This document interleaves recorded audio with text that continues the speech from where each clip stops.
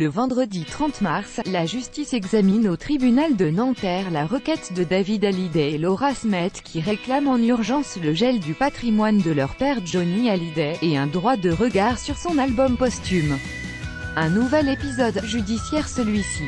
Le précédent, le 15 mars, avait été avorté dans la mesure où les avocats de David et Laura estimaient avoir manqué de temps pour étudier des documents de la partie adverse, celle de Laetitia. En cause, une copie traduite en français du dernier testament de Johnny et des précisions sur le trust chargé de gérer sa fortune, avec comme bénéficiaire sa veuve, puis ses filles Jade et Joy à la disparition de leur Laetitia. Chaque partie va ainsi plaider en l'absence des intéressés. L'enjeu, David et Laura demandent en urgence le gel du patrimoine de Johnny Hallyday.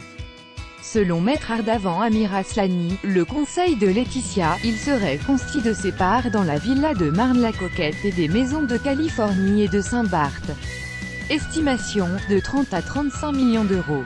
Il y a aussi les droits artistiques, ce que versait tous les ans la SACEM à Johnny pour l'exploitation de ses chansons, estimé entre 700 000 et 800 000 euros par an, selon l'avocat de Laetitia. Une somme bloquée pour l'heure, en attendant le règlement de la succession.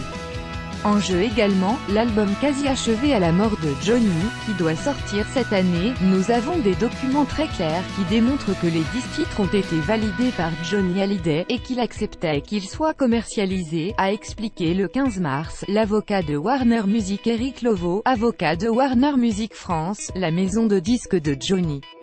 Laura comme David n'y croit pas, et demande un droit de regard sur l'album.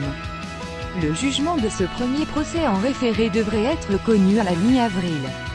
Une autre action a été engagée par David et Laura, qui s'estiment lésés par les dernières volontés de leur père qui, selon eux, les déshéritent, ce qui est interdit en droit français. Ils demandent ainsi que la succession soit soumise aux règles de dévolution légale, en France, qui leur accordent automatiquement une part. En revanche, cette autre action pourrait prendre des années de procédure. Crédit photo, Best Image.